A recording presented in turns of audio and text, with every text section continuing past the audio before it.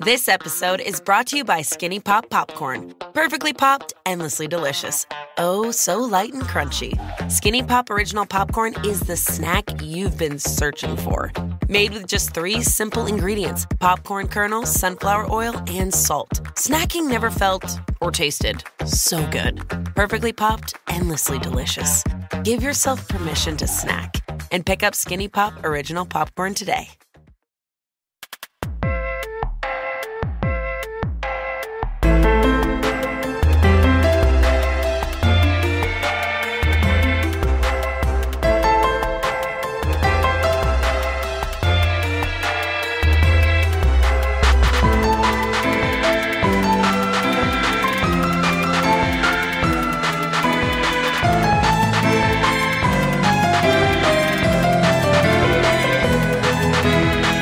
Hello everyone, and welcome to Dice Roll, the greatest Pathfinder podcast on the planet, where you ask the hard questions like, what the fuck is up with all these lighthouses?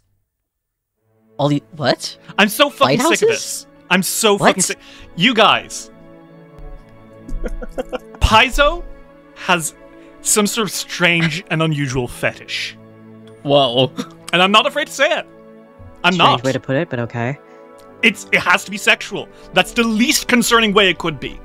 What the fuck? What do you mean? Wait, okay, explain. So, Abomination Vaults. Yeah. What is the main structure? Lighthouse. Mm-hmm. Fist of the Ruby Phoenix. Oh Do my you guys god, recall lighthouse. the Glass Lighthouse? Yeah. Okay, Yeah. okay, I'll give you that one, yeah. Extinction Curse. What was the main plot about? Oh. Okay, I think it's a bit generous to call those lighthouses. Are they not towers with beacons at the top? Yeah, but Yeah, they're but not they weren't. specifically with the purpose of being... Okay, lighthouses are a specific fucking thing, and you can't just call anything that's tall and has Okay. a light on the top a lighthouse. Lighthouses are for fucking boats. Okay, well, tower with a big light at the top, okay? Play with me. Play with me. Okay. I'm going through... as someone pointed this out, I'm going through a list. Apparently, there's a lighthouse in Bloodlords as well, at some point. Fuck! You spoiled it for me. I spoiled all of Bloodlords. Pray for Debt, there's a lighthouse. Sandpoint, we have our culprit. Oh my god, The lighthouse. I'm so angry. It's James Jacobs. Oh my god. Quote, a fair amount of the lighthouse love is from me. The old light in Sandpoint is technically a lighthouse too. Side effects of growing up in a small town that hosts the tallest lighthouse on the west coast of the United States. That's not an excuse, James. James, I think Seven- you should keep at it, because lighthouses are cool. 7 Dunes for Sandpoints has a lighthouse, right? Yeah. Season of Ghosts, no lighthouse, but one of your missions is to climb a tower and light a big lantern at the top. Not a lighthouse. It's a tower with a light, I'm counting it, okay? Oh my goodness. Alright. Why? He says it's because he grew up in a town with a lighthouse. That doesn't... I don't buy it. I don't buy it. Okay, well, the logical what do you fucking mean? answer... Hey, The logical hey, answer hey, is that hey, this is... No, hey, hey, fuck you. hey. No, fuck you, fuck you, fuck you, Kingmaker. fuck you. The logical answer here is that this is a world where there are large swaths of water and there's not fucking airplanes or anything, so people, when they want to cross the water, they either use fucking magic or they go on a boat. So we're gonna need some fucking lighthouses on the coast so that people don't crash and die. The Gauntlet is in the middle of a swamp. Okay, but that's because it's a weird The Glass thing. Lighthouse Okay. from Ruby Phoenix The is Gauntlet shouldn't not... be here in the first place. The lighthouse is not the weirdest part of the Gauntlet. I promise you this. Okay, but it's part of a recurring... And Kingmaker. Page 373 of the Kingmaker Adventure Patch refers to not one, but 2 lighthouses. This is insidious! Insidious is crazy. I remember... Are they by water? No! Okay. One of them's on That a is weird. weird island in the middle of nowhere. Okay, on an island means All that it's of the near Verizian water. Rune Lord Adventure Path, so Rise of the Rune Lords, Return of the Rune Lords, Shattered Star, all had one. Jerry, it makes sense that there would be one on an island because it would be surrounded by water, and the point of a lighthouse is to warn ships that they are getting close to land. They're getting close to that. That's what you sound like when you're telling me about Fuck that. you, Derry. goodness. Alright, don't get fussy with me. You ask the hard question, and then when we fucking answer it, you're like, that's what you sound like. Fuck you. I'm so fucking mad. I'm going through Why this do you list. hate lighthouses? They're so cool. The reason, okay, I remember running Ruby Because my Phoenix dad got and killed by a lighthouse, okay? A lighthouse killed my grandma. This is a fun segue, or I guess more of a sidestep before I get back to rant about Lighthouse. I was tempted into reinstalling Overwatch 2 a few months ago. Oh, no. Because I was like, man, I'm kind of nostalgic for Overwatch. I should download it. I downloaded it, I had a great day, and then my dad called me until my grandmother died, so I'd like to take that as a sign. That was insane, by the way. It was a lighthouse, by the way. Yeah. I hope the next Overwatch map is a lighthouse, just for you. Strength Yeah, me of too. Thousands, Book Tree, several towers on a coastal town that could have been lighthouses. They could have Would have been does They not fell mean to ruin. is. The second Darkness Adventure module has a lighthouse. You're starting The to piss me off. Slithering. The slithering? There's a tower in Agents of Edgewatch which has a huge light at the top. You're just being a crybaby at this point. The reason was, sorry, I remembered my original point. I remember running Ruby Phoenix and being like, oh my god, there's a lighthouse here, but the next adventure part we're going to do heavily features a lighthouse. I'm going to have to de-emphasize this. And then I started reading through and like, what the fuck? Why are they everywhere? I was like, oh, I want the lighthouse that's not where it's supposed to be to really stick out in Abomination Vaults. The ruinous and cruel James Jacobs. Well, until you pointed it out, it did stick out to me. And it still sticks out. But I just want you to know that I have... One day, I'm going to arrive for Paizo, and I'm going to put a fucking lighthouse into it. I swear to God. You're gonna Just- fight fire with fire? Yeah, you know what? If they like lighthouses so much, they can have their fucking lighthouses. Alright, you're being Bruh. crazy. Anyway, do we want to play some fucking Pathfinder? Yeah. Yeah. Let's get away from the talk with the lighthouses. And actually be in the one. True. In the Hard Question channel, I fully just wrote the words, fucking lighthouses. I never post my hard questions there, but I realized it like a week ago, and I was like, I have to fucking talk about this. Anyway. Shall we? We may. Yeah. Okay. So, when we last left our adventurers in the Abomination Vaults, Alrik, Silk, and Fiore came face to face with a message delivered directly from the devil. The Fistophilus Euravian had passed the message on through the Zebub Zozlaren, in which he set out a deal he wished to make with the party. He told Fiore, Alrik, and Silk that he was willing to make a truce with them, and, furthermore, help uncover the path into the lower floors of the Abomination Vaults, which presently are locked off. And all that he requested in return was the soul of Carmen Rajani. The party is totally split on what they should do. Silk Witchhelm believes that this may be the only way forward. Fiore Sunchaser adamantly refuses, and Alrik Revera finds himself somewhere in the middle, with neither choice feeling right. As such, the party has decided that, for now, they must venture deeper into the dungeons and take some time to figure out the best plan of approach. As they made their way into the depths below the Gauntlet, which is a lighthouse, they came across Oh my a God. a flesh-warped elven monstrosity, an Irna curse, which, upon seeing Silk, was driven into a furious frenzy. Our heroes were able to put the poor thing out of its misery, and found a torture chamber containing a letter from the great Dr. Zacchaeus Slumberstone. With this in mind, they now return deeper into the dungeon, trying to seek out the dreaded Jafaki and put an end to him and his plans to invade the surface with a terrible self-replicating flesh worm. And that's where we find ourselves today. Are we ready to vault around the abominations? Maybe. Yeah. Only maybe? Can I think about it? No. Okay, fine. We're going in one way or another. So, Alrik, Silk, and Fiore.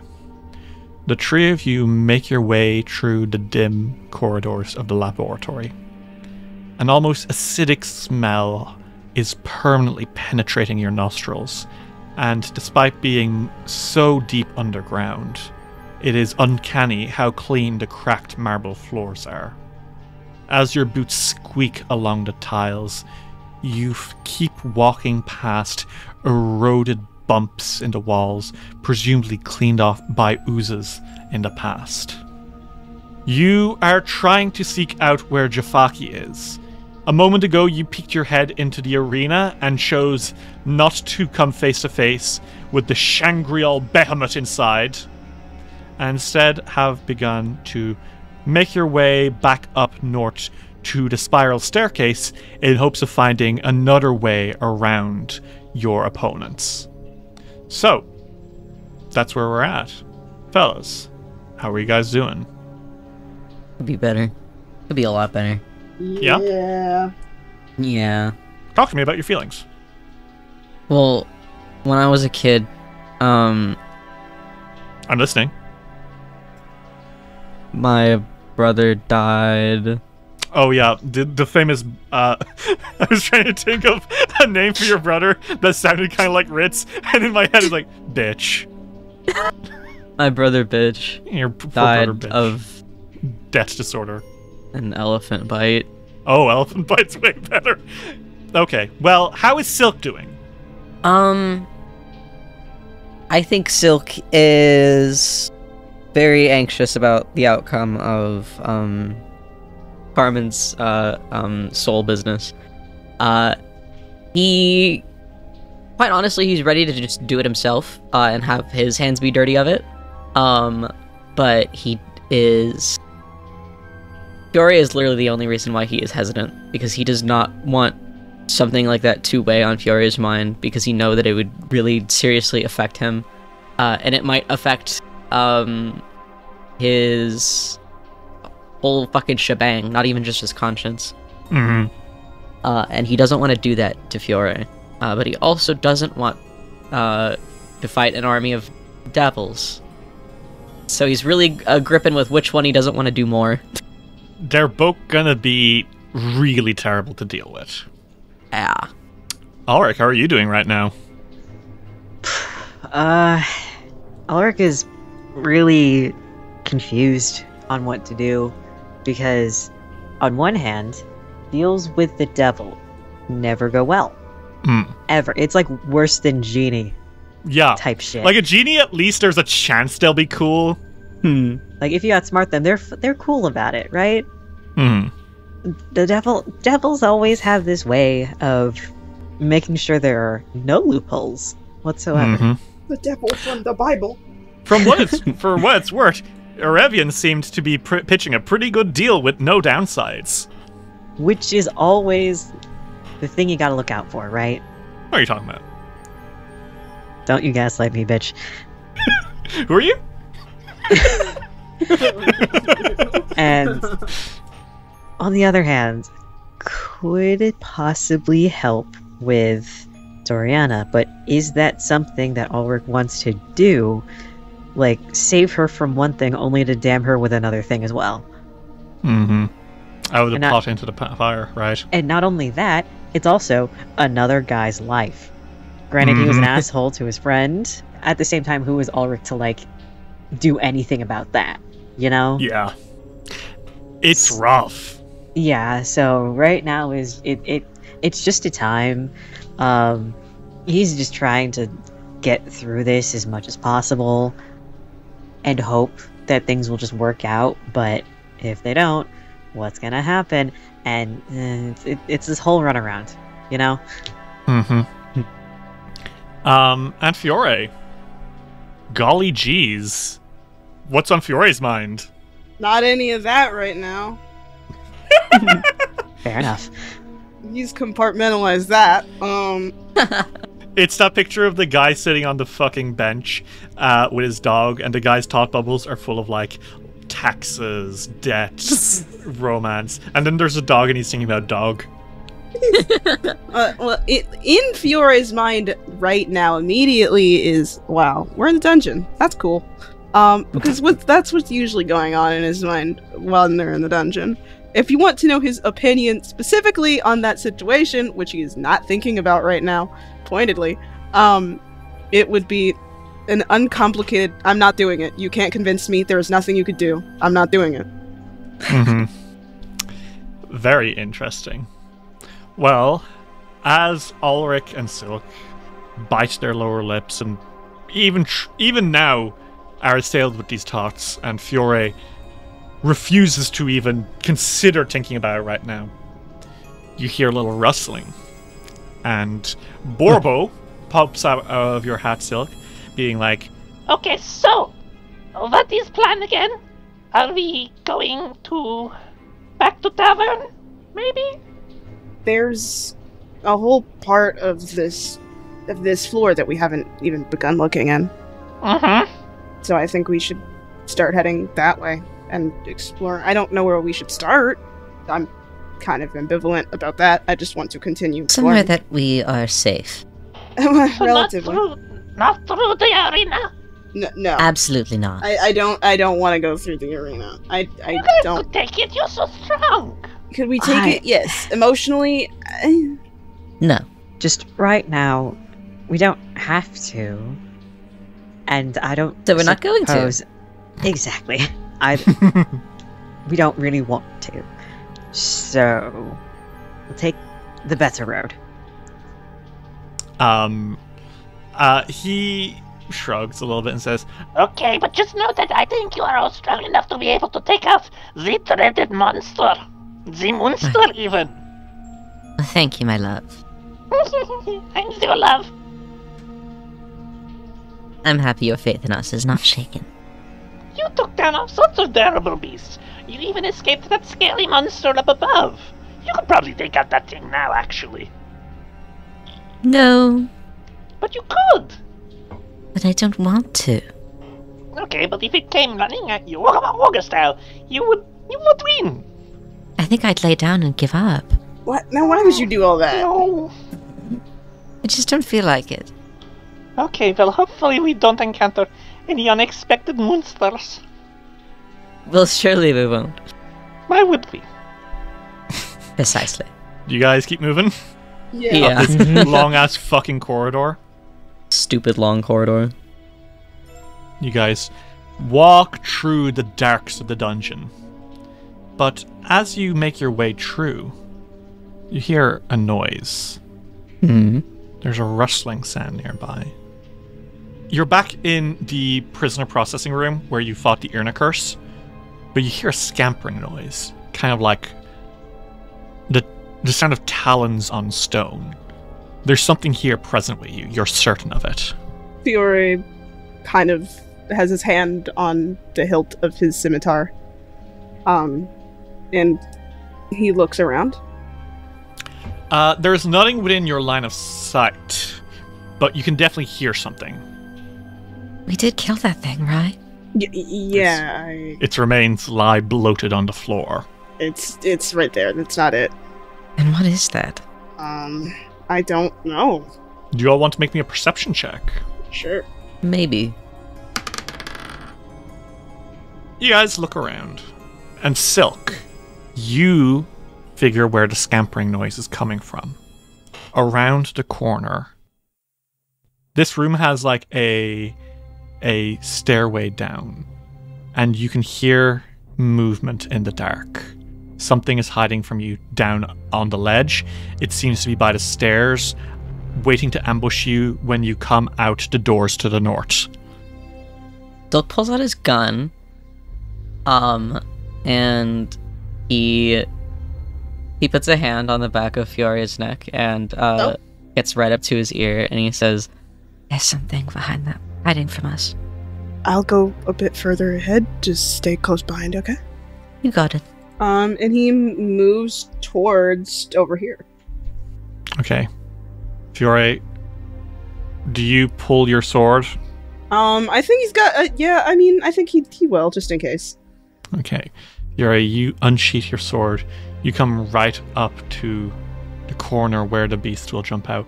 And as you throw yourself around the corner, you see a foul red thing with beady golden eyes. And the kobold in front of you lets it out as you approach with your sword in hand, pointing it menacingly. Oh, I'm so sorry.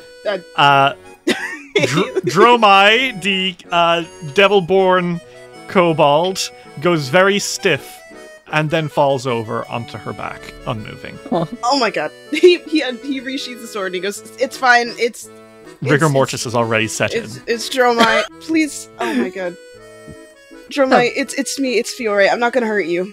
She is playing so possum right now. She lets out a...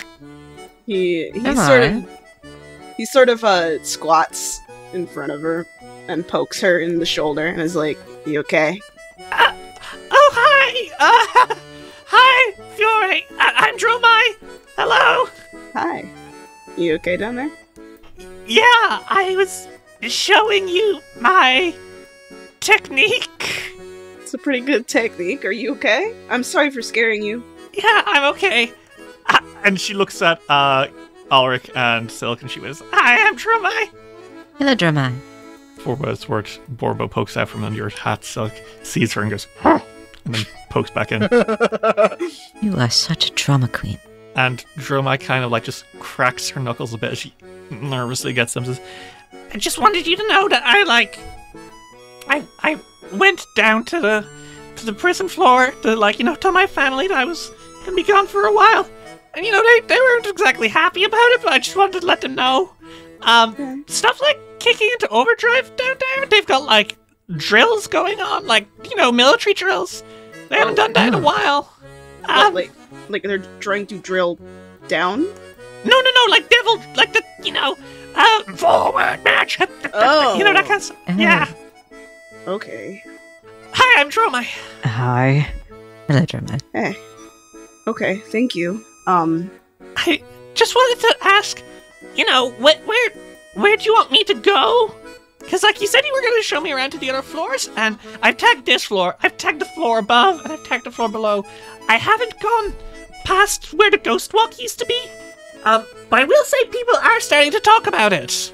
Oh, shit. Oh, fantastic. Well, we've currently we're trying to do some, we're on a quest right now.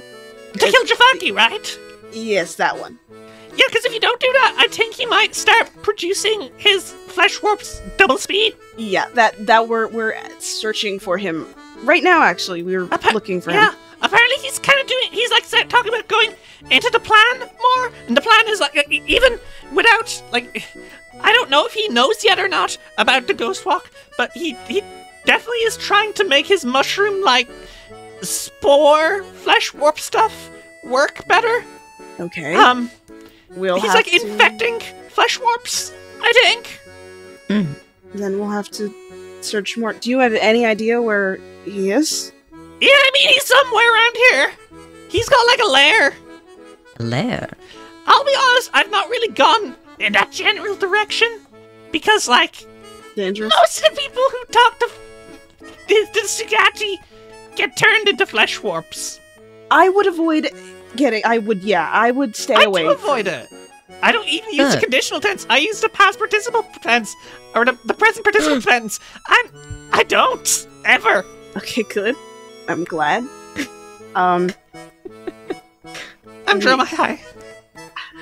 Hi. Well, I think you should be safe to come up, further up, on the floors if you want to. I'm nervous now. Well, when we're on our way out, we can take you with us if you want. To the surface world? Well, yeah, if you want to. There's a town. Okay. We all live in it. Okay. Are you guys thinking about going deeper into the underground? That is. I'm not just thinking about it, we're going to. That is our goal, yes. Oh, sweet. Okay. Can I come down to it with you? Yeah, as long as you stay safe. I'm worried about. Yeah, for sure. I just want to tag every floor. Oh, well, yeah, I think, that's fine. And I've been doing some research, and I think I'm gonna go to Absalom and become a god. Oh, that could be that's really dangerous. That's quite the lofty plan. I'll get there eventually. I think you should start with I think you should start with the tagging plan right now. Okay, I can start with that. That sounds good for me, Dromai. Where do you want me to wait for you guys? why don't you wait in the tavern, and we'll pick you up there? Okay, and I shouldn't tell anyone else about the ghost light thing. No. Okay. No. I've barely told anyone. And who Good. have you told so far? I told my mom Oh my god. and my other mom. How many moms did you tell? 3 out of 5 of them. You Oh my 5? goodness. Yeah, we're like communally raised. Oh, okay. Okay, we'll handle it. The world And I will told- be fine. And I told Vishkari, the bartender. I need you to go sit in the tavern and wait. Okay, I did tell 1 or 2 devils. Oh, my They god, asked. I'm gonna puke. Please don't tell anyone else, even if they ask. And even if they ask Okay. politely, and even if they ask meanly. Okay. Okay? Yeah. She says, lowering her eyes. I need you to look at me. Yeah. Don't do that anymore. Okay? Okay. So I'm not in trouble for any of the past things I've done. And you can't retroactively get me in trouble. Where would I be getting you in trouble with? You know, just things and stuff. Were there other stuffs and things that you aren't telling us right now? I didn't tell anyone. That's not. You definitely did tell someone, so No, that's I a didn't. lie. I didn't tell anyone nothing. You just said that you told 3 out of 5 of your members. Well, I did not tell nobody, no. Okay. Jeremiah, I need you to know that if you tell anyone else, you will be in big trouble. No, okay, but I didn't tell anyone else. I just, you know, yeah. You just, You know what? Yeah. You just told those 5 people, yes. Okay, well, yeah, there's 5 people. Technically it was 6, because it was my 3 moms, Vishkari, and then 2 devils, so 6. Oh, right, 6, yes. Keep it at that number. Okay, sorry. You're still gonna take me on this adventure, right? Yes. As long as you don't tell anyone else. Okay. And if I've done... Okay. If you want to admit something, it is good. I will listen. Well, I've And- not alerted people to not knowing about not doing it. I've Can definitely you- told nobody else. Okay, so you're speaking in a confusing way, and I think you're doing that because I've you're told afraid nobody that- else. And I think that you are saying it like that because you're nervous that I'm gonna be mad. And I'm not mad right now. I'm a little stressed out, but I'm not mad, and I'm not mad at you, and I'm not gonna, you're not, there's no punishing happening here. I don't have the authority to do that, nor would I want it. Okay. Well, you would have the authority to if I were your minion. Well, yes, but I don't do that sort of thing. He turns to Alrik and Silk. And do any of you do minions? No. Well, I have Borbo, a familiar, What's a Borbo? I guess. He pulls Borbo out of his hat. Borbo's completely limp. Oh, don't be so dramatic. And he kind of shakes him a little bit. Nothing happens. Jeremiah looks at Borbo! It looks like a kind of bad wooden toy. He's possessed. All the time? Most of the time. Sometimes he takes breaks, I suppose. Okay. But if you need any other minions. Anyway, point is, I didn't tell anyone else. You keep saying that. I didn't. And It's those 6 making... Did they Yes. tell other people? I mean, I don't know. Maybe. Probably not. Maybe my mom's. Oh my god. Okay, so they did tell other people, and so more people know because you told those 6 people. We should handle Yeah. Jafaki as fast as physically possible now. Yes, we should. I'm gonna go back to the Warp Room Tavern. Please don't leave me forever, bye. We and were she not- fucking scampers on all fours out of there. So She just, turns like, around and pinching- says, You know, Nocticula's all about forgiveness. Okay, bye. and she goes, We don't worship her! Wrong So campaign. it felt like... It sounds like pinching the bridge of his nose and like... Oh my god. It's fine. We'll handle it. We can take anything. We're really strong and awesome and having a great day. I wish I had an NDA spell. it's pretty good. Let's keep exploring. I like exploring. Exploring is fun.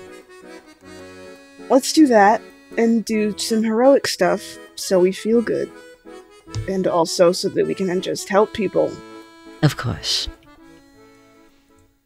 So, do the three of you want to make your way up to the spiral staircase? Yeah. Yes. Okay.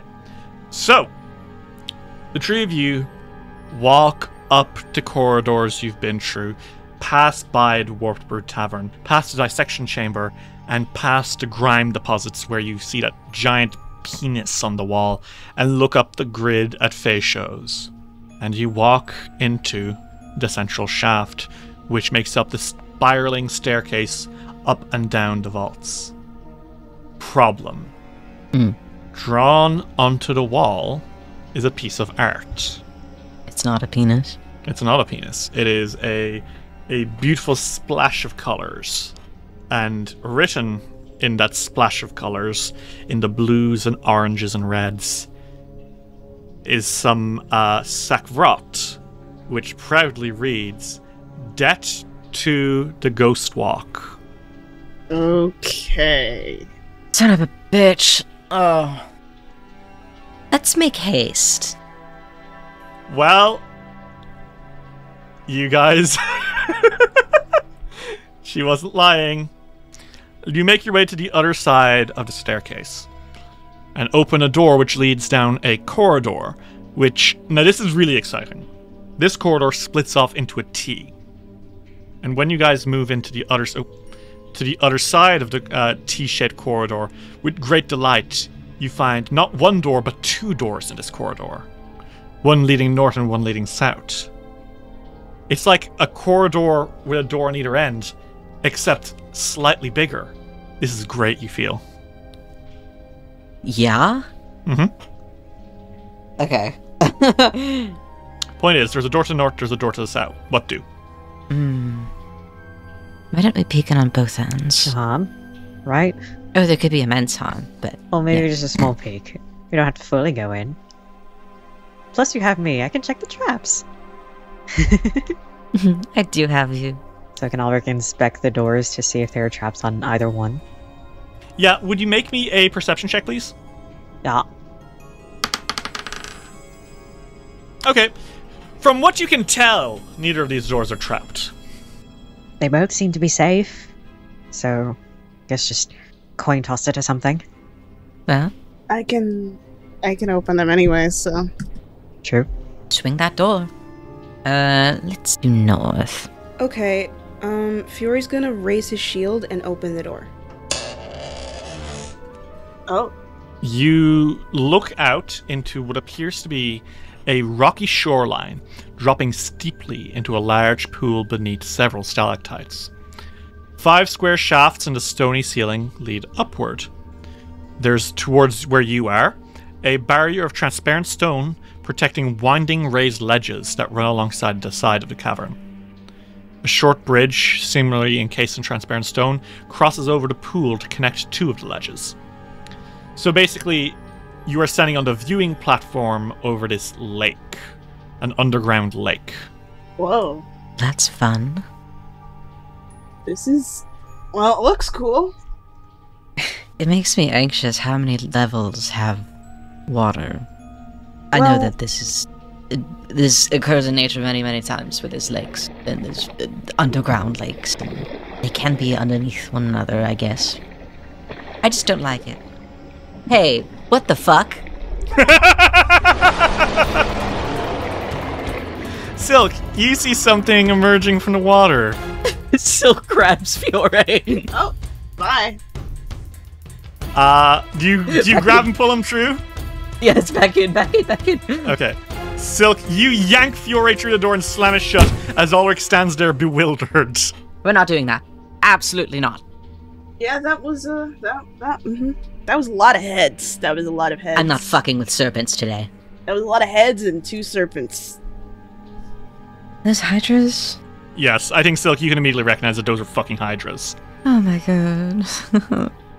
I think Alrik saw at least a figure back there, because he doesn't have any like dark vision or anything. So I think he looked nodded and just stepped behind the others and just went, okay, yeah, no. Nope. No thanks. No thank you. Silk's gonna take some chalk and he's gonna write on the door a big X and then don't open, Hydra's inside. But it looks like don't Hydra's open inside. Yeah. Some guy's gonna see this there and go, ooh, don't Hydra's, that's good. Well, south. South we go. Wouldn't it be funny if there was a terrible beast inside here too? There's gonna be 3 on the other side. That's what I'm saying. Okay. Fiore's gonna... He raises his shield, then he opens the door. Oh my god! Oh, hey! Oh my god! Been a while, wow. That thing is still around? Yeah. Huh. I suppose. They did say it would be random, right? As you enter into this, what appears to be a plinth room, you see sitting squatly in the rubble is a giant metal dwarf head. One which you guys can recognize by now as the mobile shape of Wanda the Wandering Machine. Best girl. And as you kind of like approach, there's a little bit of a jolt, and her eyes light up, and it kind of looks at you, and it says, "Hello. Hi. Welcome back to our store." Wow. I'm surprised you're still kicking. Yes. Can I interest you in bombs? Oh, We have still great much need for explosive sales. We wish to sell you our great discounts. Is that so? Yes. In no time at all, we will be free from the curse. So please, purchase, purchase, purchase. Can we see your wares? Wanda's mouth opens to display a great variety of rotating items in glass cases. And if you double-click on Wanda, you will be able to see the many, many items that it is selling. Many of which appear to be brand new. Ooh. Where did Wanda restock? I want to ask you something, Derry. Yeah? That gold fundraising, like, limit gauge, whatever the fuck it is, was that, like, a visible thing, or... What do you mean? Because when we first met Wanda, it was, like, I think it told us that it needed, like, a certain amount of money. 10,000 gold is what you extrapolated. Yeah, so is that... Do I have to ask it? You can certainly ask. Okay. I think Silk, with, like, his hands on his hips, is, like... How much money have you collected so far, Wanda? Currently, I am in possession of 1,513 gold pieces. And how much was it that you needed again? I require 1,0,0,0 gold pieces. 8,487 left for my goal. Wow. Well, you're getting there. What, that's, 15%? Since we last spoke, I have raised 600 gold. I've noticed. Nice. Your sold items made all the difference, and I have attracted new customers. That's just beautiful. I'm very happy for you. Yes. See what you have on you. He steps up to Wanda. Certainly quite a few new items, some of which are most interesting, I'm sure you'll find. Oh, that's a cute item. What is it? What are you looking at? The lover's gloves. That's so cute. The lover's gloves is pretty good. You hold hands with someone and it gives you temporary hit points. That's cute. You are free to ask any questions about any item and Wanda will explain. And you're also free to sell your items to Wanda. Wanda will purchase them. Oh, yeah. I definitely don't have as much money as I thought I did. You could try, Robert. What's the worst that could happen? What? I don't...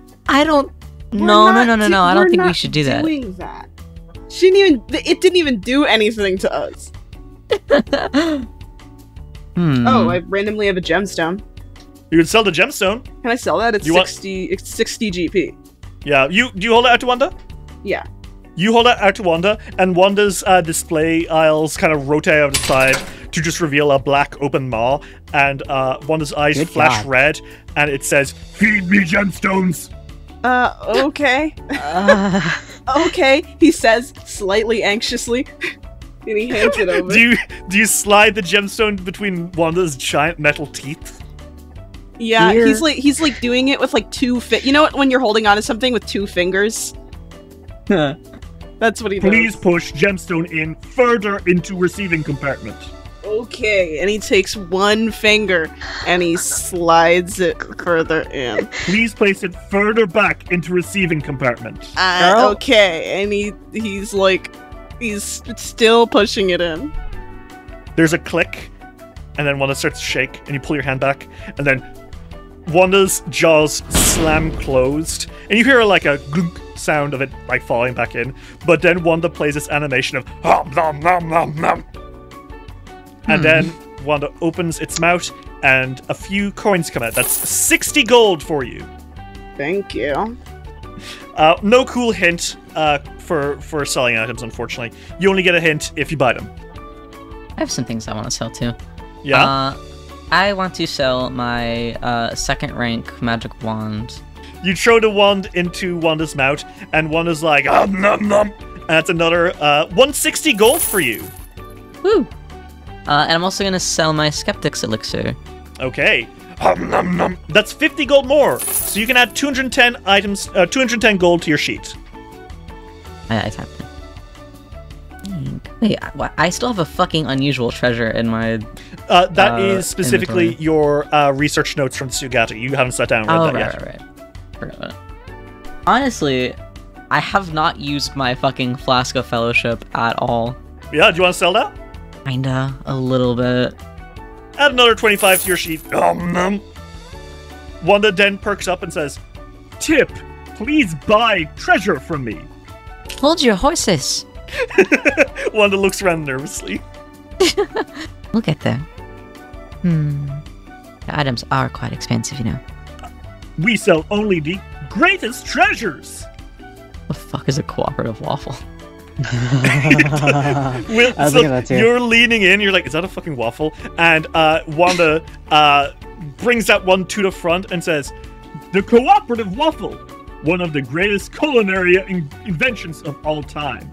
Upon consuming the cooperative waffle, this flash-cooked waffle made on an iron pan and drizzled with alchemical syrups and compound butter boosts the supportive spirit of those who share the batch. You can split the waffles with one other creature. After you both eat half the waffles, when one of you follows the expert to follow the other, the circumstance bonus is 1 higher. This lasts for 24 hours. So what that basically does is, if you share a waffle with someone, and you start doing what they start doing while exploring, you're a little better at it. So, for example, if you were both sneaking, you'd both be a little better at sneaking.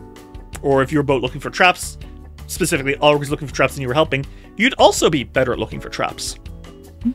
That costs 15 gold. Too sticky.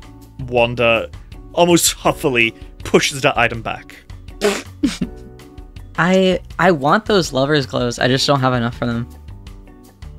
And the Umbral wings look are really nice, but I also have only less than half the money. Yeah. Fury's like, can I get that gauntlet bow, maybe? The gauntlet bow! And the things swivel. And it shows a metal glove with a built-in crossbow and a rotating chamber mechanism. Gauntlet bow can be used for many purposes, from punching to shooting. That could be pretty good in case I need to use it. Wait, do I even have the only reason I wanted it was because it's the faraway attack. Do I have that? The faraway Retributive strike? Retributive strike. Do I have Yes, that? you do. Okay, then yes. I was making sure I actually got that. Wanda looks at you and says, 9 gold pieces. Yeah, hold on. And he goes through his little coin purse and he pulls out 9 gold. Okay. 9 gold, and you put those in. Wanda kind of shivers a bit before opening them out, and out comes the gauntlet bow. And Wanda calls, 877 gold remaining. Hint, I am operating at a deficit. That's too bad, isn't it? Wanda turns to you and snaps its jaw a little bit. Man, don't piss it off. I'm really thinking about doing something evil. Hint, I weigh several tons. Oh my god. I'm thinking about doing something so evil right now. Oh my god. To dear sweet Wanda? Yeah. What are you I'm sorry, I'm fucked up. What are you thinking of? I'm thinking about casting prestidigitation and lifting the fucking gloves out of the machine. It will notice you doing that. It's just so unfair. We have so little gold. You can get treasure. Go look for treasure and sell it. We've been looking for fucking treasure. I guess times are tough. It's a recession after all. That would leave me with 3 gold if I were to buy those fucking gloves. What else are you going to use it on? Oh, I guess you're right. Silk banishes his evil thoughts of being a little thief. I guess. Man. He walks up to Wanda and he's gonna deposit 500 gold. You put in these 500 gold, and you're looking for the lover's glove specifically, right? Yes. Okay. So as you make your selection, Wanda automatically starts rattling away. These white silk gloves are adorned in red hearts that glow faintly whenever you're adjacent to someone you feel particularly strong toward. They buoy your spirit, giving you a +1 item bonus to the diplomacy checks. Activate Bond once per day. You grasp the hands of a willing creature that you have strong, positive feelings about, regardless of the nature of those feelings. The creature gains a +1 status bonus to saving throws and 10 temporary hit points for 10 minutes. If the creature shares your feelings, you gain the same benefits, and for the duration, when you both roll a success on a saving throw against an emotion effect that causes negative emotions, you both get a critical success instead. Cute. You want these? I do. Say goodbye to your funds, baby. Wouldn't it be so cute if instead of silk they were lace gloves? You know what? Sure, they're lace gloves. Yay! You win today. Farewell to my fucking gold. And Silk, you put on the most beautiful gloves that you've ever had. These are like choice fucking gloves. Do you show them off to Alrik? He does. He puts them on and then he... You know the way that people will show off like manicured nails? He does that. Or like a ring on their finger. He's like, oh, take a look. Oh, it was very nice. They match my hair. They do. As the money from your purchase goes in, you see Wanda rattling away, and it says 827 gold remaining. Hint: you have to understand it. I don't want to be this way. What the fuck? Please insert more gold for more hints. Okay. I don't like it here anymore. Look, that's Silk's back. Silk, Alrik, is there anything you would like to get? Well, I'll probably want to save up for the unborn wings because those are really nice.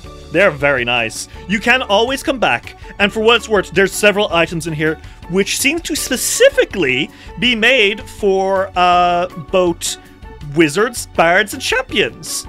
Take a look. There's the accompaniment cloak, which is specifically to give bards extra focus point uses, and the bracers of devotion, which are to give champions focus points, and the accolade road, which, look at that, it gives the wizard more focus points.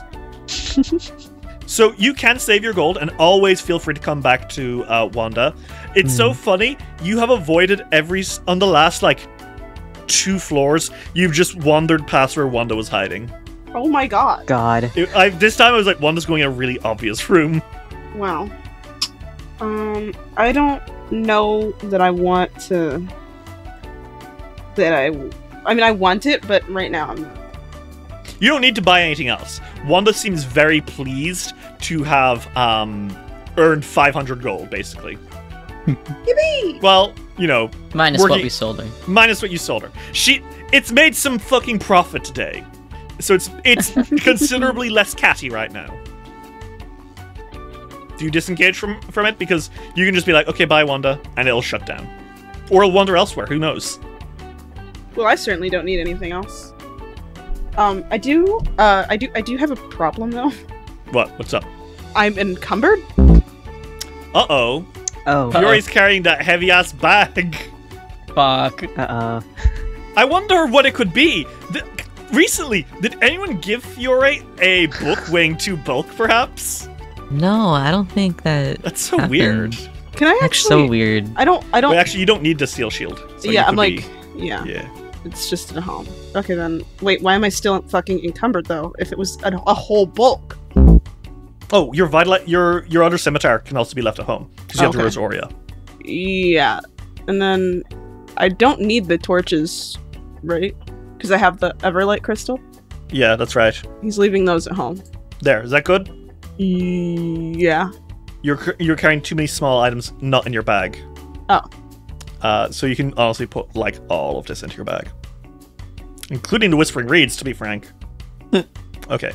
Yeah, see? Immediately better. So, are you guys disengaging from Wanda? Mm-hmm. Yeah. For now. Wanda lets out a few clicks and says, "Thank you for your patronage. Please, come find me." And then click, click, click, click. Click, click, click, click. On those mechanical dwarven spider legs, Wanda vanishes deeper into the dungeon, going the way that you came. Bye. That was nice. I'd say someone's gonna rob it, but I think it's going to crush someone who tries that. Yeah. I think that it'll be fine. But now we have some more stuff, and we sold some stuff we didn't need, and we can keep going. Thank goodness, my pockets are so light now. So, let's describe this room you're in, by the way. This is a plinth room. This chamber's east and west walls feature sharply angled alcoves bearing stone carvings too defaced to indicate what they originally depicted. 2 angled plinths stand here, one in the alcove to the east and another in the alcove to the west. A single door leads north. The south wall opposite it bears the outline of a door, but no handle or latch. Hmm. What do you guys do? So this has no way to open it? There's nothing on this outline of a door. However, with a few moments of checking, there's a pedestal to the west and a pedestal to the east. The pedestal to the west has a round keyhole in it. In the pedestal to the west, there's 4 keyholes clustered together in a metal plate. Well, that's weird. You don't see that often. Something inside them? Maybe? Huh. Can I go to the one that has 1? That's the west one, right? Yeah. It's the east one. East one. Can I try the Kaling key on it? So tell me about the Kaling key. What's it got? It helps you open things, smile. I think it is specifically a skeleton key, right? Yeah. It says this key once belonged to the Great Otari. It gives you a +1 on your item checks to pick a lock. Okay, yeah, then, lets me pick locks real good. Okay. Do you want to make me a thievery check? With my +3, of course I do. Now, remember, the Kaling key will add your level to it if you want it. I do want it to. That would add, what level are you, 7? Yes. Okay, that would add 7. You try to even push it in, and it's very difficult. That's with the Kaling key helping you out with beginner's luck. Well, fuck. Alrik and Fury, what do you two think? I don't know, did we miss a key anywhere? I'm not sure. Fury, would you like to go through your keys and just double check? Yeah. Okay, well, you can see in your bag if any of them look like they might be red. Yeah, Fiore is going to go through. He's like, let me look through the keys that I have and see if any of them might work. Mhm. So it is a key with a round keyhole, and then another one with 4 holes into one lock. Well, the one with the 4 holes, would the 4-pronged key work? Well, it certainly looks like it might be a match. Fiore will try. Okay. Fiore, you stride up to the one to the west, and you plug your 4-pronged key in. As you do so, you hear a noise. A loud grinding noise on the other side of the door. Not the door itself, but beyond that wall you hear a loud grinding noise. Behind the fake door that was on the set wall. Something has happened on the other side. Okay. I something happened. I think that might be good. He looks back at them and gives like a tentative thumbs up. Huh. Yet to be seen. Does anybody else have any keys in their inventory? Or in their bag? Hang on. I don't think so. No. Vaults. Oh, I haven't used this thing yet. Fossil. Nope. Does the one with the round keyhole? Does the tarnished silver key look like it works? It doesn't look like it. It seems you may have missed it at some point. What about either of the good the 2 good bronze keys on the rusted ring of keys? Nope. You try and both click and clack. He turns back to them. He's like, we're gonna need to look for a key, I think. You can't break it open. Well, it doesn't really seem... When I did the other one, something behind the door that we see was, like, making a sound. I think it's a complicated door. Like, it's using, like, weird technology or something. It's so unfair. And I have nothing to help. Liar. What do you mean, liar? I don't. You do. You have something really funny to help with. Oh, son of a bitch. Alright, fine. God damn it. I wanted to use it for something else. You have 2 of them. God damn it. Fuck you. Alright, Silk, crosses his arms and, he's like, well, I don't want to go back and look for a stupid fucking key. And he, takes out, one of the little, pints of paint he, picked up beforehand. The ghostly portal paint? Yeah. Tell me about the ghostly portal paint. Mostly portal paint. Translucent and nearly weightless, this opalescent paint seems to resolve into occult symbols if stared at too long. When used to cover a 5-foot wide, 10-foot tall section of wall, paint turns that section of wall ghostly and incorporeal to a depth of 10 feet, allowing corporeal creatures and objects to pass through it. Okay. So, you basically, if you throw it onto a wall, Wile E. Coyote style, it makes a hole. Yeah. Would you like to? It'll take you 3 actions, so it's literally just a splash. Yeah. Silk, you take a step back. You hold your little pint can, and you splash that motherfucker on the wall, and you create a doorway to pass through. Yippee! Detective, you solved my puzzle? And look, on the other side, you see what it was that caused that. What? It would appear that it opened another door at the end of a short hallway. Fuck this place, man. If you had done that before opening the other one, it would have been another brick wall at the end, which would have been the funniest thing you could have done. Fucking Christ. Alright. Now, bear in mind, this lasts for 10 minutes.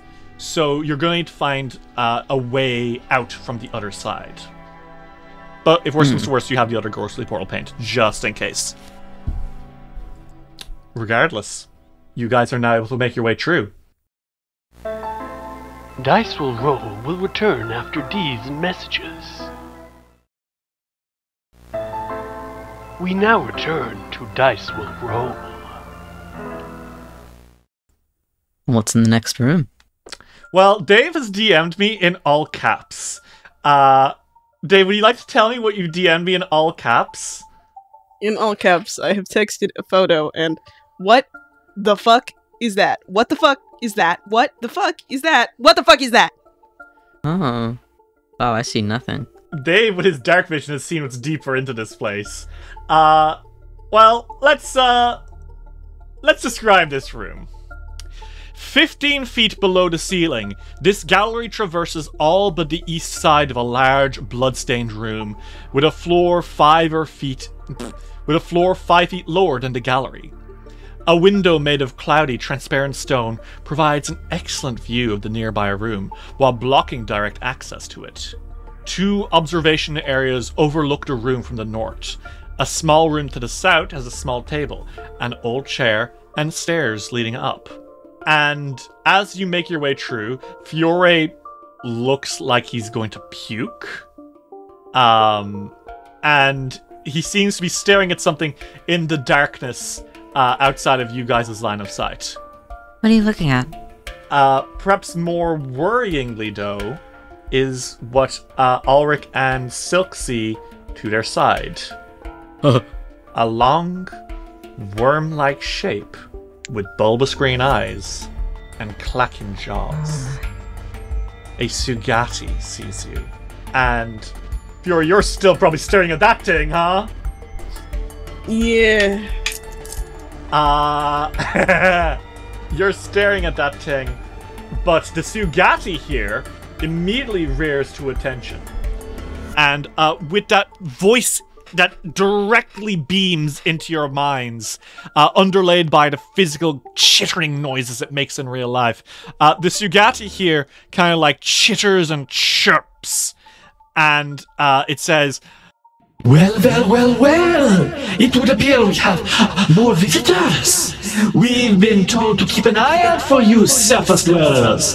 The ghost walk has fallen, Our plans advance spectacularly fast. It seems our flesh-forged conformer will have toys to play with now. And just like that, this thing is squirming away from you to a wall behind it. And everyone, real fast, I want you all to roll me initiative, okay? Yeah. Can I call a range check on the... No. Imagine if I didn't. I was just like, yeah, okay. You kill him. Nope. That'd be pretty funny. Would be pretty funny. Be so awesome. Would be so awesome. It'd be so cool. It would be the most incredible... So, top of the order, nothing happens. Next in order, don't worry about it. Fiore! You see it. The others can't see it. You see it. It is behind... Thankfully, there are basically stone walls that are transparent like glass, so it can't get from you from the gallery. Mm-hmm. You can still see it, and you don't like it. The seugathi here is slithering quickly to do something. What do you do? Well, I don't particularly want him to be able to go do that. Could I use 2 actions, maybe? One to just move, and the second one to try and tumble through, or something, to get around him. Absolutely. I'm just trying to block him from being able to get to wherever he's going. You can certainly try, right? I'd like to, if I could. 21. A 21 against this thing's reflex DC. That is going to be a fail, unfortunately. Fiore, you try to stumble through this thing's face, but in your head you hear its mind blowing. No, my friend. I don't think you'll be getting past me anytime soon. I'm gonna kick your ass instead. And then he's going to use his last action to attack. Okay. You attack. Go for it. Smack him. 20. 20 is unfortunately going to be a miss. That's okay. Okay. Fiore, as you enter into this thing's space, though, I will say you can feel your mind starting to get kind of hazy. Ooh. You remember this thing, the other one trying to control your mind. Be careful. Mm-hmm. Next in the order is going to be the seugathi. And the researcher lets out a chittering cackle as it slithers away from you to the back of the room. And on the wall, you see it with its weird little forearms presses into the wall and causes a stone slab to kind of like press in. And those stone walls turn completely solid for a second and then flicker out of existence. And you guys all hear this awful scream coming from the darkness. Fiore, you know what it is. The others just know that it's coming. Yeah. And with its last action, the seugathi here is going to laugh like, You are already dead! Our latest creation is but another evolution in the armies that we will send to the surface! Jinkies. And I think he spends his last action here envenoming one of his weapons. You see him basically take one of his a longsword that he's got on one of his tails and just venom all over it. Great. That's gonna be his turn. Silk, it's your turn. The seugathi here is being an annoying little shit. There's noise coming from the darkness. Well, that's making me anxious. Can I activate my obsidian goggles? Have you done so today? I don't think so. You can go for it. I don't think so. No. Okay, you can activate them. So like you tap your goggles, and your kind of cool sunglasses start to glow. Yeah. Yeah. Oh my god. Yeah. No, that's fine. Alrik, you're standing there, and then you see Silk tap the glasses that he's got, look into the darkness, and then turn white as a ghost. Oh my god. Silk, you got 2 actions left. What do you do? That's not the guy, is it? What guy? Our Mr. Fleshwort Maker. No, doesn't seem No. so. It's Okay. much too brutish. I fucking hate that. I hate that so much. And not the worm thing either. Oh my god. Okay, you know what? I think that thing scares Silk so much that he is going to immediately use his fucking lover's gloves. He's gonna grab Alric's hand real quick. Okay. So, Alrik, Silk squeezes your hand, and you feel his lair for you. Passing through you. I have to ask this for legal reasons. Do you reciprocate those feelings? Yes, Alrik does. Imagine if you said no. What a That- way oh to my find out! God. That would be horrifying. It would be horrible. You both feel one another's love pass through you, and that is quite grounding. You both regain 10 temporary hit points and special bonuses against emotion effects for the next 10 minutes. Silk, you have 1 action left. What do you do? I think I'm gonna pull out my Nightmare's Lament. Been a while. Okay, so you pull out a gay-ass sword, and you're holding it, and dark fog is emerging from around you. You are so fucking scared. So, Silk, you have your Nightmare's Lament out, and you are staring out into the dark. Alrik, I mean, all signs point to bad. Fiore dropped everything to stop the thing, the seugathi from pressing a button. Silk looked into the dark and then told you, "Baby, I love you very much." What is it, honey? Jesus. And also, again, something screamed, and it's getting louder. Yeah. What do you do? So, I don't think Alrik has let go of Silk's hand just yet, and they are going to cast Aw. Life Pact. Gay. You guys right now, it's like that one fucking video of the 2 babies in the car who are like, you know, they filmed this video where they pretend they're having a car crash, and like the 2 of them look very sadly at each other just before it cuts to like stock art of a... so You know what I'm talking about. Jesus. Yeah, That's exactly. the 2 of you. Alright, you don't know what, but you know something's bad's happening. Tell them about Life Pact. Oh, wait a minute. The cast is a minute. Oh, true. Shit. Spend 10 rounds doing it. Yeah, there's no way I'm Yeah, just stand there for 10 I'm rounds. just gonna stand here for 10 minutes. Just chill. Wait, everyone, time out. God. Pause the fight. Oh my god. Then I think Alrik is going to use, I think, Rallying Anthem first. Okay. So, Alrik, you send encouraging music throughout everyone to let people know, hey, we're gonna be okay. We're good. Don't worry. So all of you are basically boosted now. Your defense is risen, and also a bit of damage resistance too, which is nice. What are you playing this on? Well, right now he has his bow out, so I think he's whistling. Okay, fantastic. You got 2 actions left. What do? I can kind of see this thing from where I am, right? Yeah, you can see him. He's like half in your vision. He's around the corner, in an alcove where he pressed a button, but you can't see him, so you could hit him with effects. So I am going to shoot at this thing. I mean, 24. A 24 is a hit. An arrow soars through the air and stabs into the seugathi. Woo! Ooh, 11 damage. 11 damage. Alrik, your bow pierces into him, and the seugathi lets out an animalistic shriek before his telepathy says, Who did that? You dare strike me from afar? Come closer! And is that your turn, or do you have 1 action left? Oh my god, I think Alrik does have another action, right? Because he did Rallying Anthem and a shot. Okay, so then Alrik is going to actually move out of cover, and oh my god, I wish Alrik had. Can Alrik taunt it closer to him? Actually, is there a way to do that?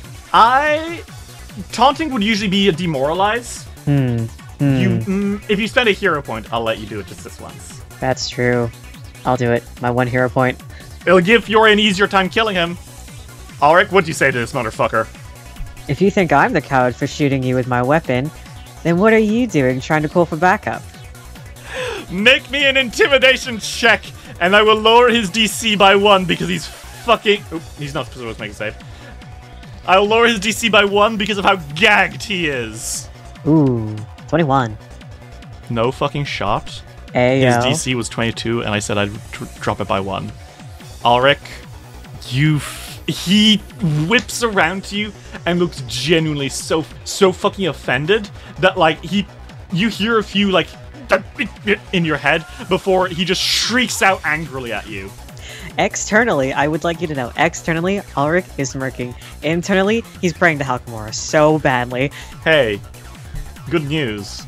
Maybe you'll see what's coming. Oh, goody. It's its turn. 25 feet. 25 feet.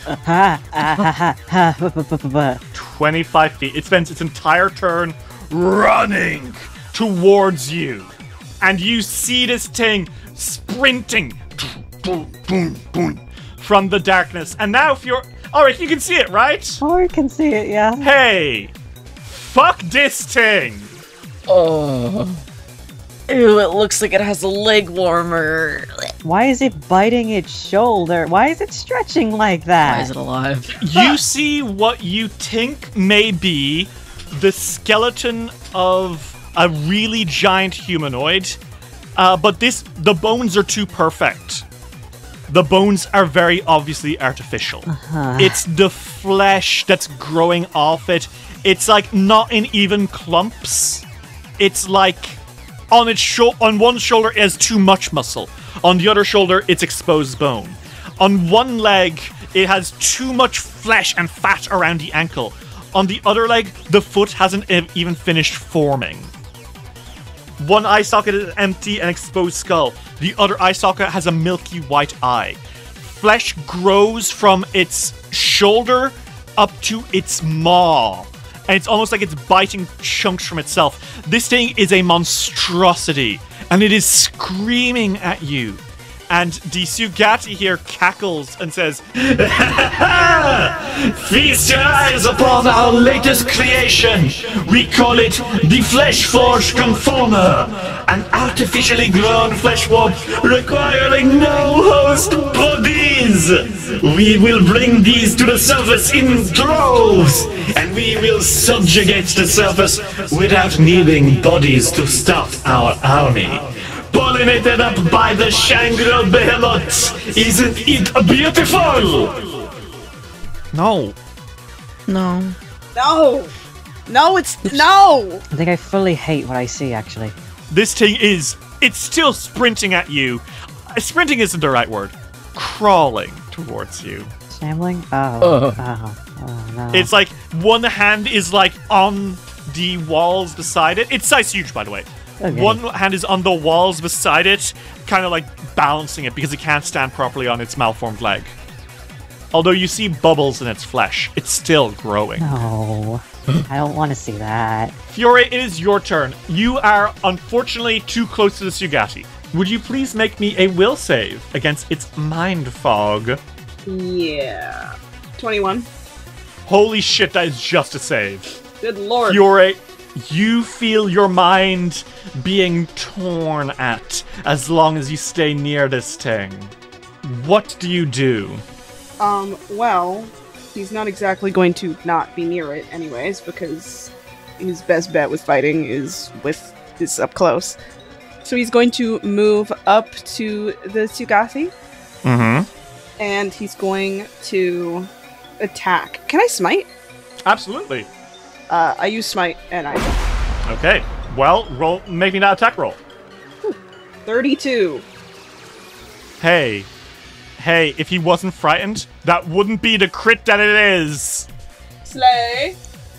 Thank you, Alrik. Everyone say thank you, Alrik. Thank you, Thank Alrik. you, Alrik. For your cool zinger. Holy shit! 28.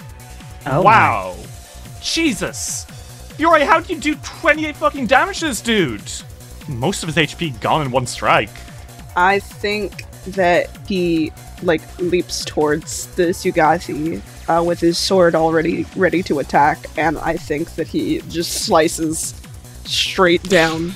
Or, not straight down, at an angle down, because, Mm-hmm. You cut right through the Seugathi's flesh, and it lets out another shriek. It doesn't have a cool comeback, but it is looking down at you and roaring animalistically. And Fiore, that is your turn. It is now the Seugathi's turn.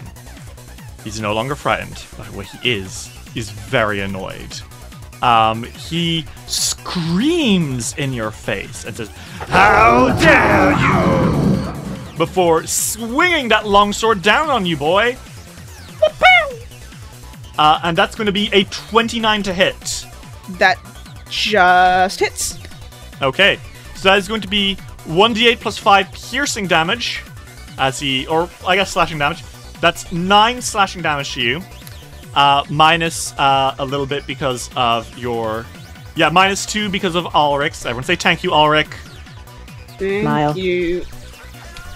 But you now need to make me a fortitude save as poison starts shooting through your veins from the venom that the Seugathi blasts you with.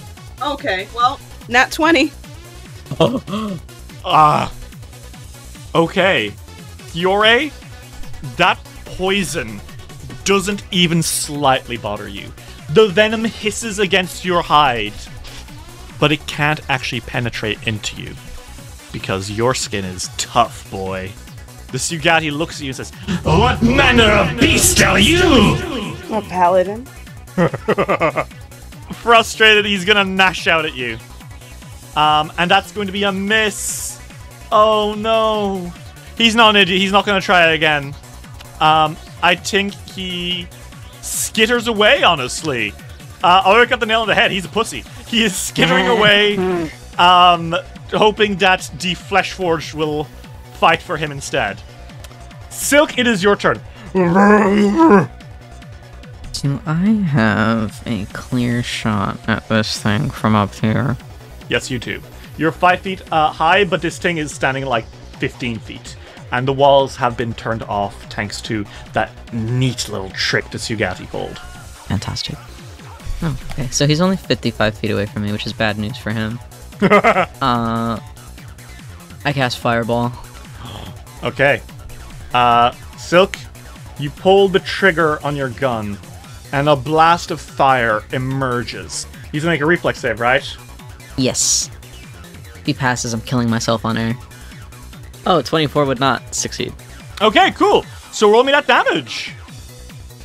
That would be 19 fire damage. Okay, 19 fire damage. This ball of fire erupts from your pistol, shoots into him, and the Fleshforged monstrosity lets out a wail and stumbles a bit. And smoke is clearing, you can't really see what's going on, but yeah, that seems to have hurt it pretty bad. You got one action left, what do you do? I can cast Hand of the Apprentice with my Nightmare's Lament, right? Yep. Yeah, alright. I'm gonna do that as my last action. Okay. You can choose whether you use the sword or the gun version. The sword version does do more damage. So with Hand of the Apprentice, you can literally throw the sword and it comes back to you in one action. Yeah. 25. That is a hit. Roll me that damage. So 15. Yeah, sure. Your sword flies out of your hand, stabs into this thing, and it lets out another wail. You're hurting it. Hooray! Yippee! And Silk, is that your turn? Yes. Okay, Alrik, it's your turn. Silk's doing a number on this giant flesh forge. Surely it'll be easy. Your spell effect has worn off. The seugathi is running away. That's a scary-ass skeleton. What do you do? Well, he does have to re-up it. You can sustain it with strikes, just as a reminder. Oh, I remember. So, Alrik is going to... I think Alrik might try to attempt a headshot here. On the ting? Yeah. Yeah, sure, fuck it, kill it. Go for the one good eye. Yeah, go for it. Whoa! Ooh, okay. Very 31. nice, that is a hit. Roll me that damage, and then give everyone rallying defense. Pew! Okay. 7 damage. Okay. You got 2 actions left, what do you do? Harmonize and Courageous Anthem. Okay. Alrik, your whistling turns to singing as you encourage everyone to strike hard and strike fast. And everyone, you do feel a little bit better. Thank God. After all, you did just witness a fireball, a sword strike, and an arrow into this thing, and it seems to be stumbling back. Problem. It's its turn. Its flesh starts to bubble and regrow. It has... I had to be closer to the mic. It has regeneration. It would appear to have regeneration. And it is then going to crawl up the wall. Don't do that. Fucking Attack on Titan style, with exposed muscle all over the place. It climbs over the wall, and it turns its head, and it just gurgles. Obligatory Attack on Titan was written by a fascist. Anyway, sorry, I can't reference Attack on Titan without being very clear about that. It turns its head and stares. And the problem is, so that took 2 actions because I had to get up to the wall, I had to climb up. The problem is it's so fucking big that it has a reach of 10 feet, which means it can hit Alrik or Fiore. And Alrik, you hit it most recently. It's going for you. It swings a hand down on you. And Alrik, I'm so sorry. You see it open the mouths on its fingers. Why does it have finger mouth? Yeah, fuck it. 35 to hit. That is a crit. Oh no. I don't got no hero point. Oh, Jesus. That's bad, huh? I will use Retributive Strike. Thank you. Okay. And so... I'm not close enough, so I have to use the... Incur. Yeah, you have something now. You just bought something. I just bought the gauntlet thingy. Yes, Oh, you would be able to do gauntlet Retributive Strike bow. anyway, but yes, this thing is within 15 feet. You can shoot at it with your gauntlet bow. Okay, well, I'm gonna do that. So you raise... It's on your sword hand, I would assume, right? Yeah. He basically turns from where he was looking at the Seugathi. Or, I mean, like, he's not... He doesn't even look... He just can tell that it's there, and he can tell that it's attacking his friend. Smile. Mm-hmm. And, he holds his hand out, or he holds his hand towards it. His sword is still in his hand. And I think he, you know, the way that like Spider-Man clicks something on his palm. And Yeah. then it's like that. You, with a flick of your wrist, a blast of crossbow shoots out. Make me an attack roll against this thing. Oh, sorry. 29. That is a hit. Roll me that damage. Okay. 10 damage. Wow, that's pretty good. I rolled a 3 and a 4 on d4s. Yeah, you shoot this thing, removing the healing its regeneration seems to have done. You shoot off the flesh that was bubbling back. But nonetheless, that strike is still going to hit Alrik. Alrik, you are going to have a resistance to this equal to 9. So you're going to take 9 damage less from this. Oh, God. Oof. Oh, God. That's 34 damage plus bleed minus 9. Yeah. That is 25 damage. Jesus, he rolled real good. So, yeah, minus 25. Jesus Christ. And you are now bleeding. 1d8. Oh, because it was a crit, that is unfortunately going to be double of 2d8, or double of 1d8. That's 2d8 persistent healing, or persistent bleed damage. Not great. Alrik, as this thing hits you, the mouths bite into your flesh. Hey, what color blood does Alrik have? You're an Empyrean. It might be different. Oh my god. He is an olive blood. Silence, boy. You can't shut me up. I'm autistic. Oh my god, this is actually something that I didn't think about. Huh. Because most of your blushing has been that's done a through good your face as eyes, well. right? It's You do facial blush, and, obviously. like, eyes. Oh, Yeah. okay. You know what? I think that it's red. Like, it's the usual red, but it has, Okay. like, the, it has a pearlescence to it. Oh! Okay. Is it So it's kind of like if you took, like pearlescent dusting? You know when you take like the mica mica powder? powder to like water? Is it like that Yeah. vibe? It's like that, but less glitter. Quite sexy. Oh. Stupid sexy Alrik even bleeds sexily. It hurts. That's terrible. But it is its turn, so you're good for a moment. Fiore, it is your turn. Fiore, it's your turn. So you've got a choice here. There's a giant flesh monk. Oh, no, sorry. Before the end of its turn, I've got bad news. Something emerges. Uh-oh. A piece of its body squelches out. It would appear to be a... I'm going to say this with love.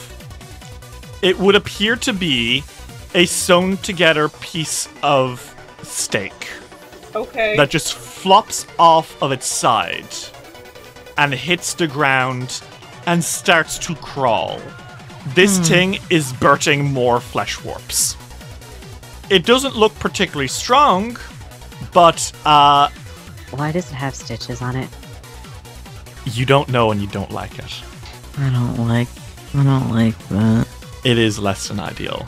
To be blunt, Great. that shit sucks. I don't like that.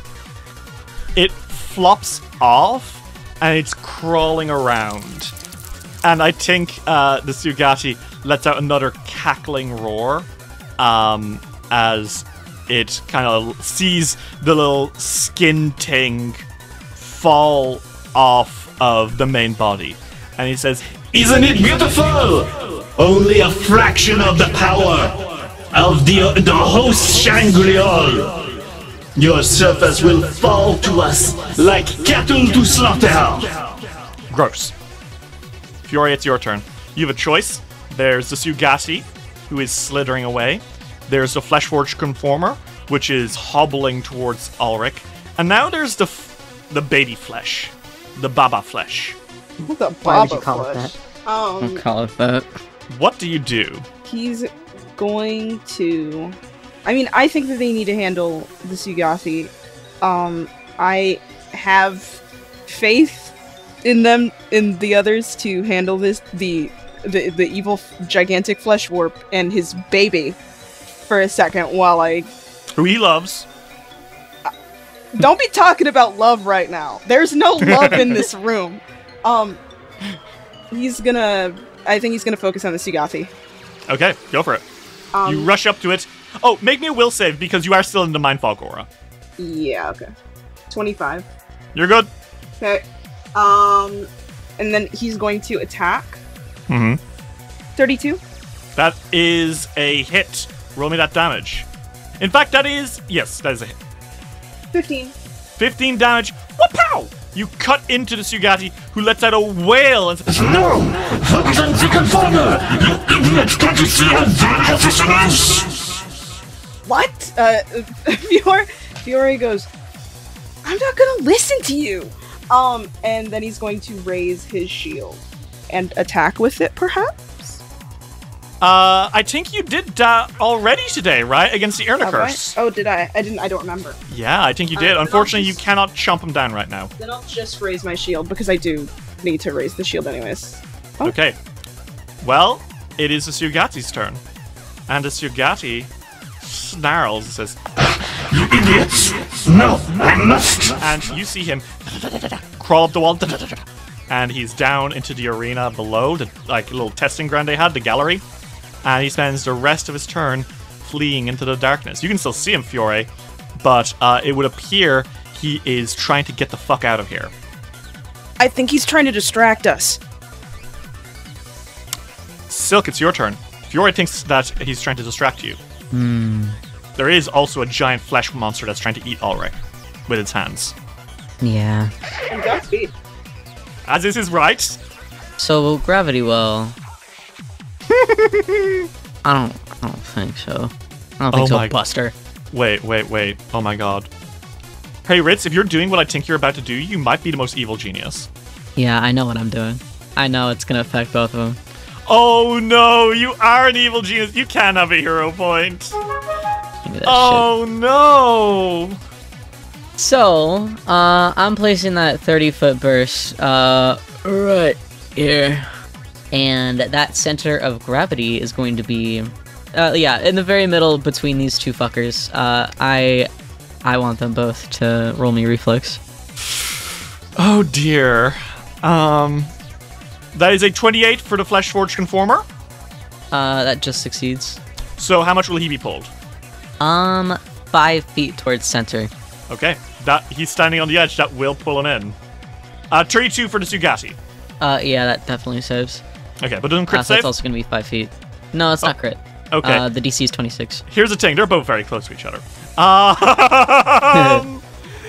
The two of them are yanked back closer to the middle. And the Fleshwork Conformer, it kind of falls back and lands on its back. But it seems to kind of twist and turn. So it's not like on the floor. It even as it's landing on the floor, it stands immediately, right? Because its body just twists in weird shapes.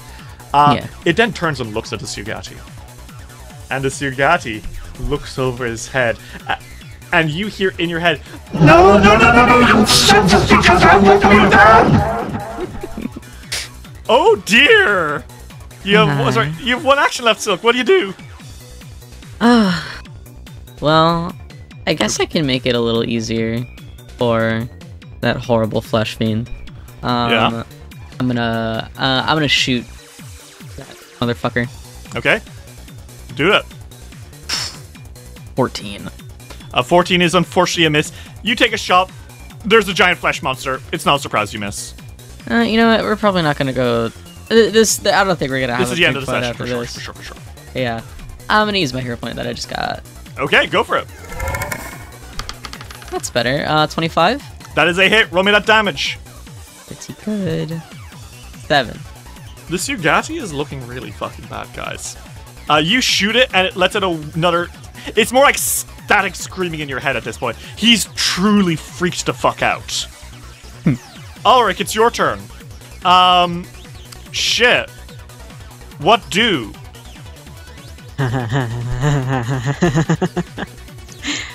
Alrik goes over to the button. 25 feet, one action. Yeah, the button that turns shit on and off? Uh-huh. Oh, fuck. Okay, yeah. And I don't think the others have ever really heard this come out of Alrik's mouth. This Oh my god. sort of sinister glee. How I wonder what the experience would be for a creator to bond a little with its own creation. Hello? Hello? Second action, Alrik pushes the button. The walls turn rock solid and then see-through again. The barriers are up. And, I mean, I don't think you gotta do anything with the rest of your turn. What you see next is indeed the Fleshforged Conformer stomping towards the fleeing Seugathi, bringing a mouth hand down onto it, and then just psychic screams that cut very short in all of your head. And that would appear to be the end of combat. Holy shit. I feel like I've done something horribly wrong. Fuck Well, him. technically you didn't. Oh no! The skin skitter! Alright. Oh, thanks. The little flesh monster! Watch out! Watch out! Oh my I'm god! like, oh my god. Oh, He's like, get it. He's like stabbing with his sword. He's like, hey, no. You have to make a strike! You have to make a strike! Get away from Watch me. out! It's Oh gonna my bite Silk! Alrik. Oh. There is no kill like... Oh. There is literally no kill like overkill. This is a level 1 creature. You rolled a nat 20, Alrik. Fiore also, for what it's worth, got a crit with a 37 because fucking obviously it's a skin skitter. It's level 1. You did get a nat 20. Wow. How do you two team up to take out the skin skitter that is besmirching Silk's honor? I think Fiore stabs it in place. And I think when Silk, goes behind Alrik, it's just immediate instinct. The bow is in the hand. God. Shoots it, it's done. Hey, your first vegan flesh warp. I don't like that. I don't like that. At all. Cruelty free. Cruelty free is a bold claim. A bold and highly incorrect claim. Yeah. I don't know if that's ethical still. It definitely is not. I really don't think you can say vegan in this sense at all. Point is, though, you see the flesh forged through the glass. It's almost like it can't see you while the glass is up. You see its wounds just bubbling and recovering. This is the kind of thing that they are intending on sending to the surface. Your note, Silk, might have more information on them. Well, Silk, the Silk had had his hands on Ulrich's shoulders, fucking hiding from that thing, but he takes them off and he opens his notes. It's the tablet you got from the other Seugathi. It's a lot of work. You're going to need to probably spend a few hours reading through it. Certainly there's diagrams that resemble this and other things. Yeah. He's like flipping through the notes and he's like, I'll save this for later. That was fun. That is definitely one of the ways you could put that. It wasn't fun. For what it's worth, there's a little research table here. And among the things on this table, there is a key with a round thing on it. A round thing? Yeah, a round key of some sort.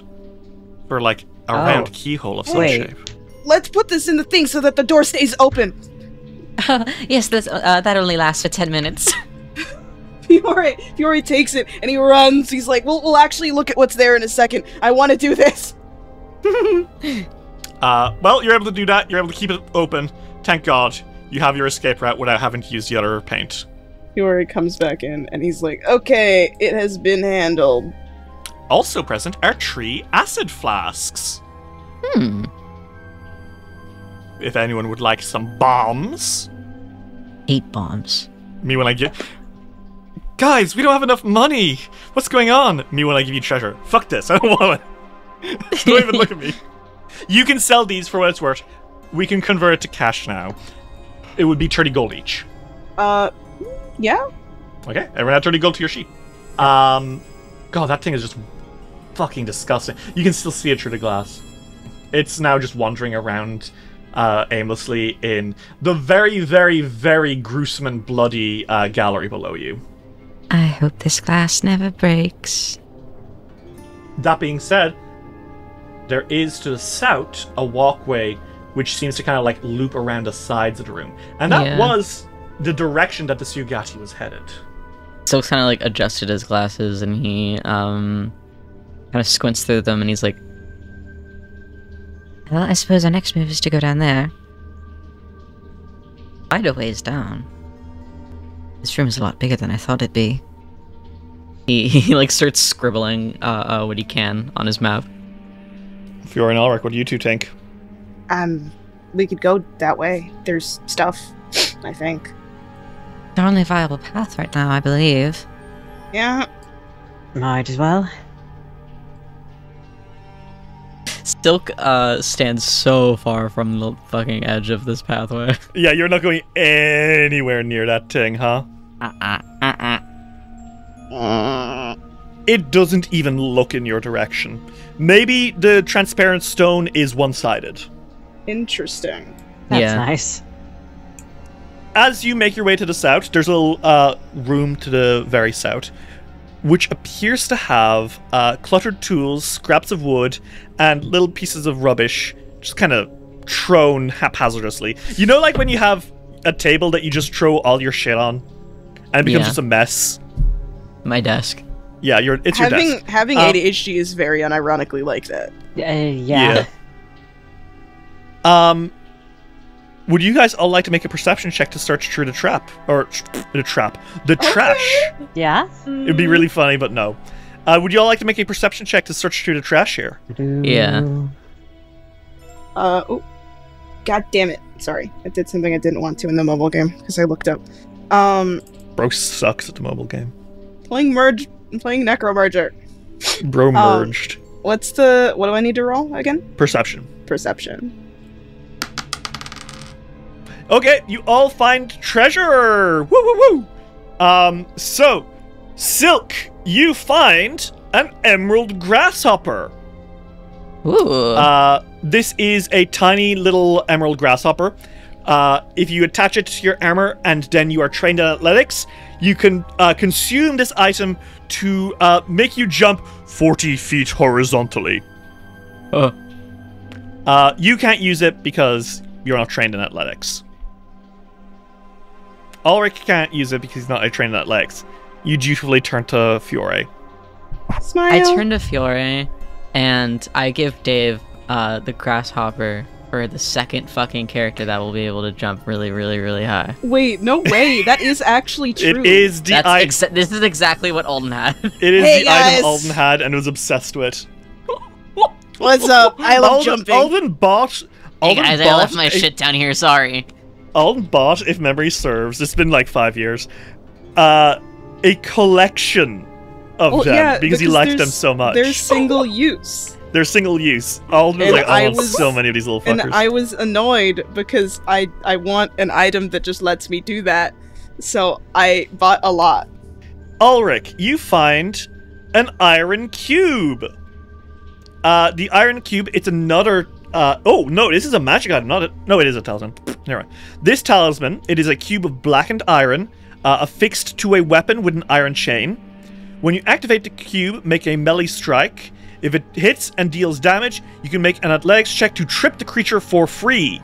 If they're knocked prone, they take 2d6 extra bludgeoning damage. So basically, if you put this onto your loot, you could use the iron cube once to super smackdown someone with your loot. Of course, you can sell this later if you don't want it. You're not... It's just a cool item to have. You find something else, but we'll get to that. Okay. Fiore, you find the juice that makes you a fish. Fiore looks at this and he goes, You find a potion labeled as Ichthyosis mutagen.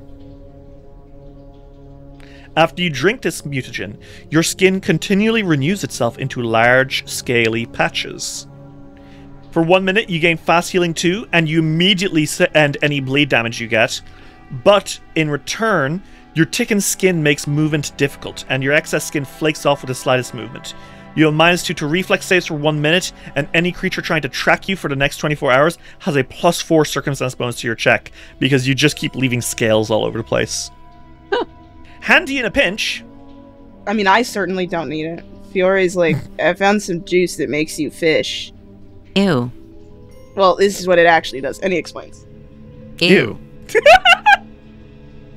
Very unsurprised at this response. God. I don't want it. You can sell it later if you want. You should sell it to that machine. I mean, I could. She'd be so pissed. Let's keep it in a stasis of always losing money and then gaining back a little bit more. That feels rude. Edging the machine. Don't say it like that. I don't want. And then, Alrik, you do find one more thing. Yeah? A hand. Oh, okay. Alright. Why? An elf hand. A mummified elf hand. How do you know it's an elf? It's very long and slender and dainty. Not seeing the twink hand and going, I know. Must be an elf. It looks very similar to Silk's hand, and not so much like your own. Why is it mummified? It is hanging onto a gold... Sorry, no. It is hanging from a golden chain, its gnarled fingers locked in a peculiar pattern. This is the hand of a mage. Oh my god. This is the thing that gives you mage hand? Yes, it lets you cast telekinetic hand, formerly mage hand. Oh my god. So you can just cast this now if you're holding this little gross hand.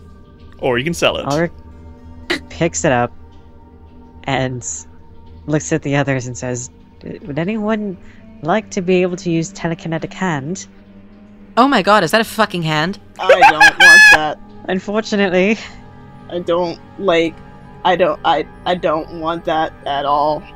Oh my god, is that a fucking elf hand? Oh yeah, it is. It's got its nails did and everything. Alrik does a Oh my god. Alrik does a double take and covers Silk's eyes. So I take it none of us want this. Not in particular, no. I don't want... No offense. I just don't really fuck with having a mummified hand on my person. I mean... And neither do I. There's nothing wrong with the process of mummification and that sort of thing. I don't want it. I like gaining spells, but I'm not going to carry a biohazard with me. It's not a biohazard anymore. There's no moisture left.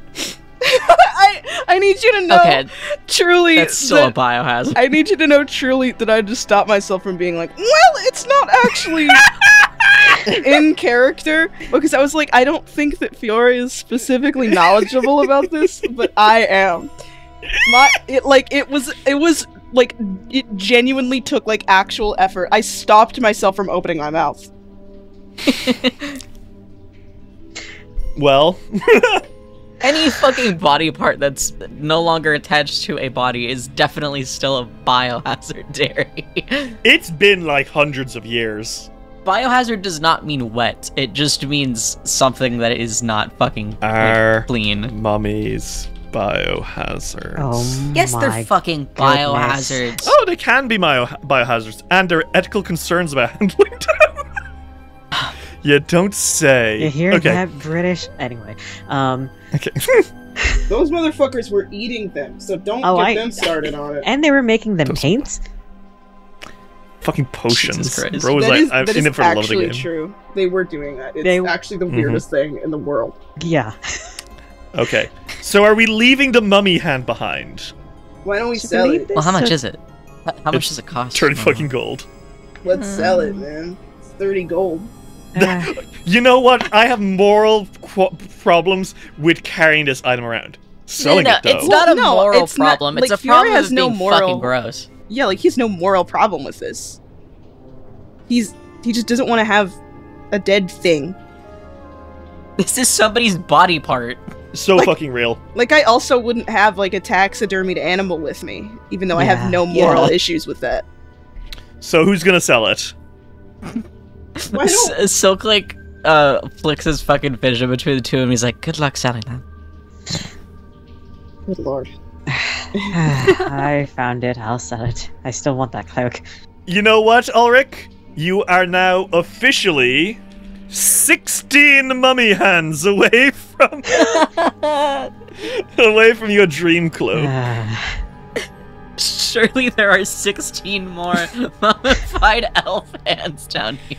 Well, you never say never, dude. We never know with the area that we are currently in, you know? Hand of the Mage. Just out of curiosity. There are 2! In this entire book, there are 2 Hands of the Mage. There's another one waiting. Did it come from the same guy? It's the left hand. This poor fucking dude. Anyway. Would you like to move forward? Was that the one that turned into that one flesh orb that we saw a little while ago? Oh, God, that's really sad, actually. Oh, no. Okay, well, so, do you guys want to move ahead? Yeah. Yeah. You make your way south through a grimy, dark corridor.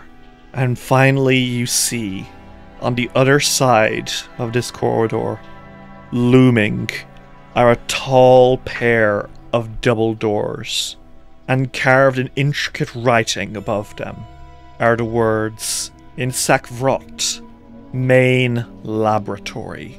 The 3 of you clutch your weapons and stare at these double doors, knowing that on the other side, the master of the laboratory, Jafaki, plots the doom of Otari.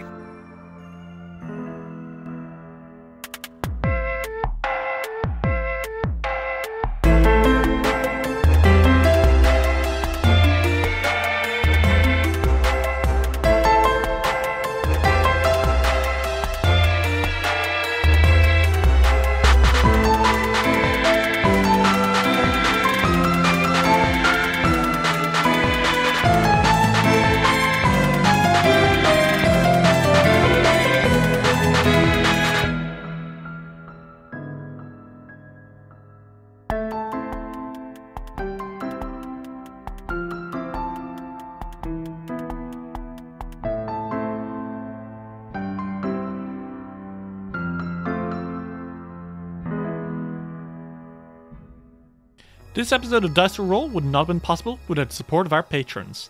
Roxy, Cell Ravow, The Protease Inhibitor, Acid Dialogue, River Sports Artists, Mixluttrol, this is your subconscious. You need to...